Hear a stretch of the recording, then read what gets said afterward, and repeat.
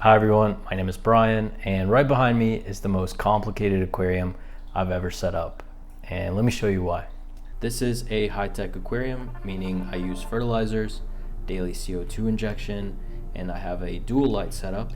The reason for the two lights is because the rock blocks all the light if it doesn't come from two different angles. I use a cheap Amazon light and an expensive Fluval 3.0 light that I'll move to different angles to make sure all the plants get strong lighting. There are 12 different kinds of plants and mosses in here, some rooted into the substrate and some growing on the rock.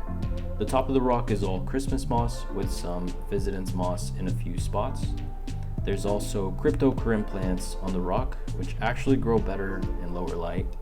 And one of my favorite things about this aquarium is the flame moss in the little cave. The substrate plants have a lot of variety. The green Rotala is the fastest growing stem plant, and there's also the Rotala Wallichi. Some of my favorites, the Alternatera rosanervig red plant and this Echinodorus purple plant.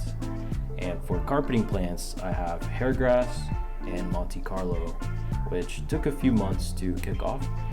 Then I have Eriocolin grass, which struggled a lot, but I think I'll add a different plant in here to cover up some space. This tank has 12 neon tetras, which always swim around in a school, and it has probably over 100 blue dream shrimp, which have been reproducing here for a few months.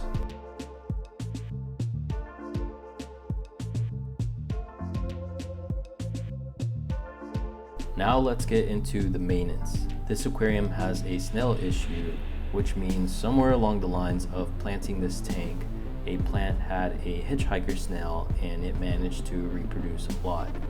I try to catch as many of these snails as I can by hand, and my angelfish next door like to eat them. Next, I'll do a trim.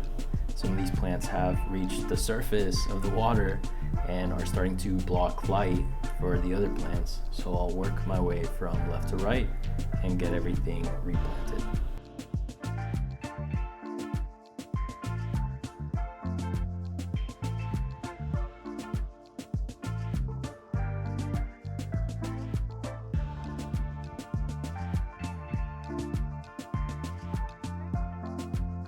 And here's some of my favorite plants that I'll be adding here to cover up some space next to some of this grass.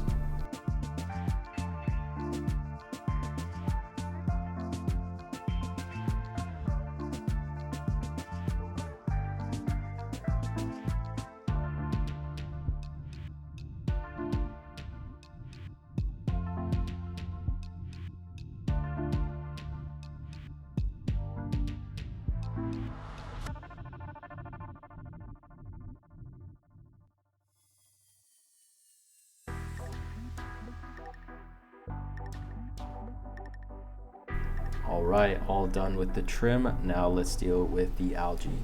What I do is just take a toothbrush and brush off the algae, then do a water change after. Some algae will stay in the water, but it's all about slowing it down.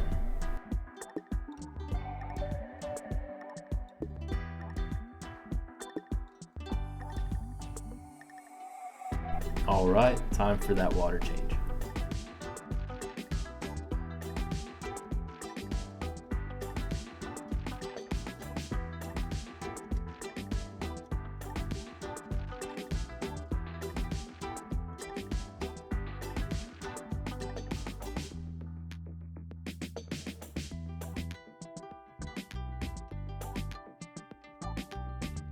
So after that water change, I let the water clear up overnight, and now it's time to get the day started, so I'll get that CO2 system going.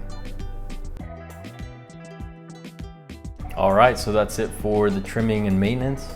I think I cut the plants a little too short, but they'll grow back quickly, so it's no big deal. But thank you so much for watching.